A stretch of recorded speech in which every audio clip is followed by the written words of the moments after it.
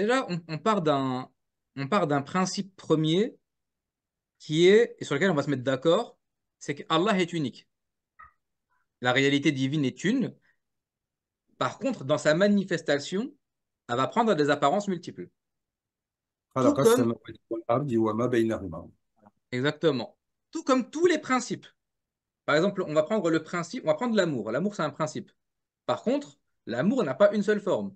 Ça peut prendre la forme d'un mot doux, d'une caresse, d'un baiser, d'une claque, qu'importe.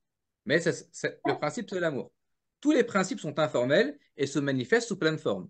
Eh bien, le principe suprême, c'est le divin. Il est unique, il se manifeste sous plein de formes.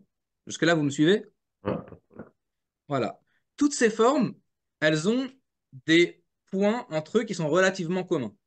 On en distingue trois grands groupes. En réalité, il y en a une indéfinité, mais comme on ne peut pas les citer tous, on a regroupé en trois grandes phases.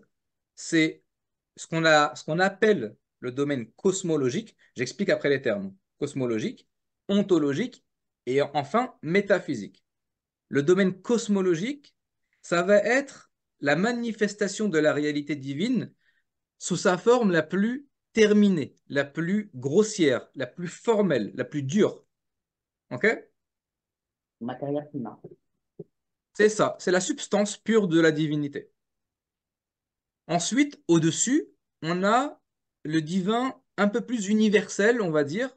On reste dans le monde formel, mais subtil cette fois-ci. D'accord? Parce qu'une forme, c'est pas seulement quelque chose qu'on peut toucher ou quelque chose qu'on peut voir. Une forme, c'est tout ce qui a une limite.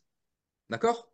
Donc, à ce titre-là, les anges ont une limite, c'est formel. Les djinns sont formels. Le paradis, l'enfer, une idée, c'est formel.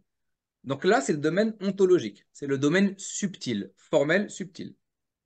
Le troisième plan, celui duquel on parle souvent, celui auquel Allah nous invite, nous convie, il y a le troisième plan. Le troisième plan, c'est un plan qui là n'est plus formel. Il n'a pas de forme et il est purement intellectuel, donc spirituel. اللهم صل على